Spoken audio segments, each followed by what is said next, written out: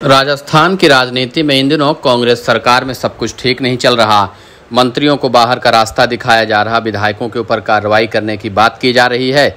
इस समय राजस्थान के मुख्यमंत्री अशोक गहलोत, प्रदेश अध्यक्ष गोविंद सिंह डोटासरा, प्रदेश कांग्रेस प्रभारी सुखजिंदर सिंह रंधावा, तीनों ही नेता फॉर्म में दिखाई दे रहे हैं।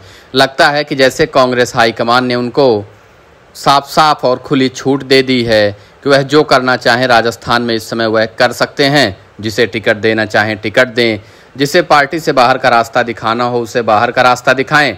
कुछ इसी तरीके की कार्रवाइयां अब अशोक गहलोत के साथ गोविंद सिंह डोटासरा और सुखजिंदर सिंह रंधावा ने शुरू भी कर दी है। उसका सबसे बड़ा और ताज़ा उदाहरण मंत्री राजेंद्र सिंह गुढ़ा बने, जो अब मंत्री नहीं पूर्व मंत्री हो गए। राजेंद्र सिंह गुढ़ा भले ही अब कितनी भी धमकियां देते रहें, लेकिन सरकार से तो उनको बाहर ही कर दिया गया। राजेंद्र सिंह गुढ़ा के ऊपर कार्रवाई करके अशोक गहलोत और प्रदेश अध्यक्ष गोविंद सिंह डोटासरा के साथ सुखजिंदर सिंह रंधावा ने पायलट कैंप के नेताओं को भी खुली चेतावनी दे डाली है। पायलट के ऊपर तो फिलहाल सुखजिंदर सिंह रंधावा, गोविंद सिंह डोटासरा या अशोक गहलोत कोई भी हमलावर नहीं है, ना ही उनके कैंप के नेता को डायरेक्ट कोई हमला कर रहा है। लेकिन सुखजिंदर सिंह रंधावा ने इशारों में साफ कहा कि सचिन पायलट के ऊपर कार्रवाई हम नहीं कर सकते, क्योंकि पायलट ने कभी भी पार्टी के खिलाफ कोई बात नहीं की है। लेकिन फिलहाल सचिन पायलट गुट के नेता एक बार फिर से एक्टिव होते दिखाई दे रहे हैं। अभी बीते दिनों खिलाड़ी लाल बैरवा ने भी इस सरकार को एक बार चुनौती दी है। खिलाड़ी लाल बैरवा ने भी कहा है कि इस सरकार ने जो मंथन उदयपुर में किया था वह राजस्थान में अब तक लागू नहीं हुआ। दलितों की हितैषी पार्टी कांग्रेस नहीं है।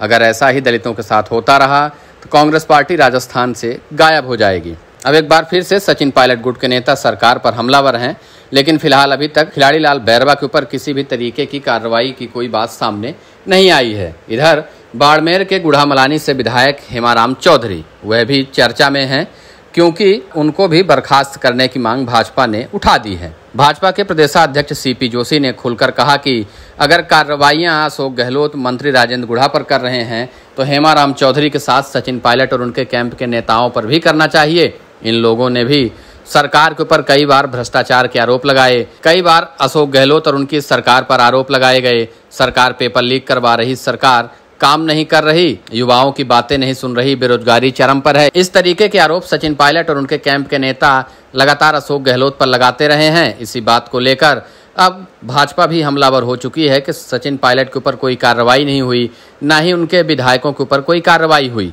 राजेंद्र सिंह गुढ़ा बसपा से कांग्रेस में शामिल हुए थे, इसलिए उनको सरकार से बाहर कर दिया गया। भाजपा प्रदेशाध्यक्ष सीपी जोशी हेमाराम चौधरी के ऊपर भी कार्रवाई करने की बात कह रहे हैं। वह चाहते हैं कि हेमाराम चौधरी को भी मंत्री पद से बर्खास्त किया जाए, उसके साथ सचिन पायलट कैंप के नेताओं को भी पार्टी से बाहर का रास्ता दिखाया जाए। फिलहाल भाजपा राजस्थान की राजनीति में राजेंद्र गुढ़ा की बर्खास्तगी के मामले को लेकर बहुत तेजी से आगे बढ़ रही है। भाजपा चाहती है कि राजस्थान कांग्रेस में इसी तरह का विवाद बना रहे और चुनाव में भाजपा इसको हथकंडे बनाकर उपयोग करती रहे।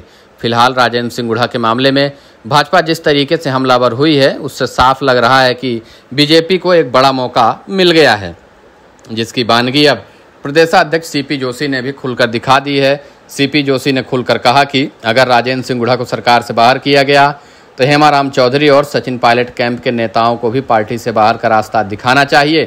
फिलहाल भाजपा का टारगेट राजस्थान कांग्रेस के उन सभी नेताओं पर है जो अशोक गहलोत और कांग्रेस से असंतुष्ट हैं। उन सभी नेताओं से भाजपा लगातार संपर्क कर रही है, उनको अपने पार्टी में शामिल कराने का न्योता भी दे रही है। लेकिन फिलहाल राजेंद्र सिंह गुढ़ा ने बीजेपी के खिलाफ ही चुनाव लड़ने का ऐलान कर दिया है। उन्होंने कहा कि वह बीजेपी में कभी नहीं जाएंगे, बीजेपी से उनकी विचारधारा नहीं मिलती, वह चुनाव लड़ेंगे, कोई पार्टी टिकट नहीं देगी तो निर्दलीय ही लड़ेंगे। भाजपा की कोशिश है कि राजेंद्र गुढ़ा अपने साथ 4 से 5 विधायकों को लेकर आएं तो उनको पार्टी एक सौदेबाजी के तहत टिकट भी ऑफर कर सकती है।